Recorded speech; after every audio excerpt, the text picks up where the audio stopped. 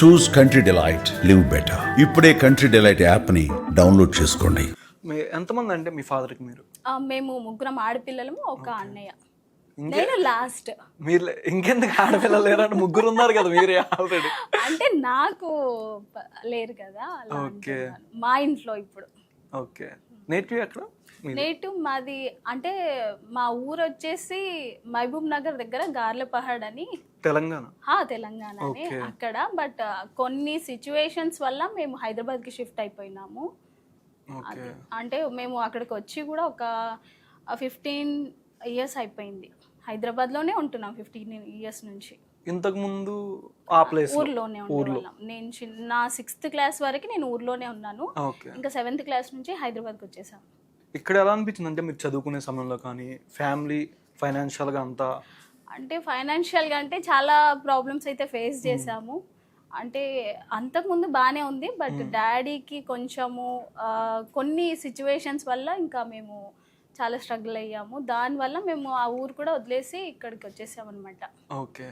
అదే అంటే మీరు చదువుకునే సమయంలో కానీ ఇంట్లో నుంచి బాగా సపోర్ట్గా ఎవరు మీకు సిస్టర్స్లో? సపోర్ట్ అంటే మా సిస్టర్ బాగుండేది. ఓకే. పేరు భగవతి.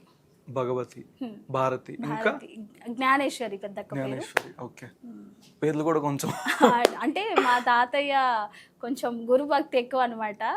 సో అలా మా పేర్లన్నీ అలా పెట్టారు. మీరంటే ఏ గ్రాడ్యుయేషన్ చదువుకున్నారు? Degree completed. ఎప్పుడు ఏ year pass out degree graduation? నాది 2013లో. ఎలా అంటే అప్పటికి ముందే మ్యారేజ్ అయింది? మ్యారేజ్ అంటే 1 year బిఫోర్ అయింది. సో నేను అప్పుడు కొంచెం హాస్టల్లో ఉండి, అంటే బాగా అంతా చదివేదాన్ని ఏం కాదండి నేను. బట్ ఆ పెళ్ళి తర్వాత నేను చాలా సీరియస్గా తీసుకున్నాను, అంటే కంప్లీట్ అవ్వాలి అని. అలా నేను కొన్ని రోజులు హాస్టల్లో కూడా ఉండి అప్పుడు నా డిగ్రీ అయితే కంప్లీట్ అయిపోయింది. దాని తర్వాత మా పెద్దోడు పుట్టాడు 2014లో. అప్పుడు మీరు డిగ్రీ ఫైనల్ ఇయర్ కంప్లీట్, మీ హస్బెండ్ గారు అంతా సపోర్ట్ ఓకేనా చదువుకోమని? వాళ్ళ సపోర్ట్ తోనే నేను ఆ డిగ్రీ కూడా కంప్లీట్ చేయగలిగాను. ఓకే. ఆఫ్టర్ గ్రాడ్యుయేషన్ తర్వాత మ్యారేజ్ అయిపోయింది, బాబు పుట్టేసారు. తర్వాత ఏం చేశారు? ఇంకా తర్వాత మేము ముంబైకి వెళ్ళామండి. ముంబైలో ఒక 5 years ఉన్నాము.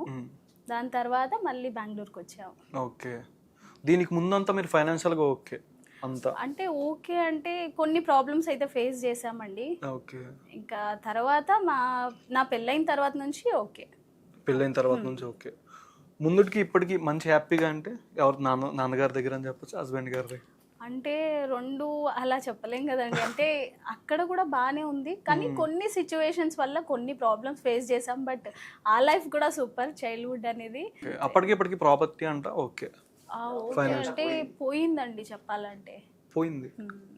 అంటే పోయిందంటే ఇప్పుడు మన ఇంట్లో ఒక ఇంటి పెద్ద అనేవాడు కరెక్ట్గా ఉంటే అన్ని కరెక్ట్గానే ఉంటాయండి.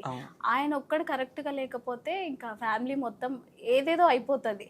సేమ్ మా ఫ్యామిలీలో కూడా అలాగే జరిగిందనమాట. ఓకే. అందుకే ఇంట్లో పెద్దవాళ్ళు స్ట్రాంగ్ ఉండాలి.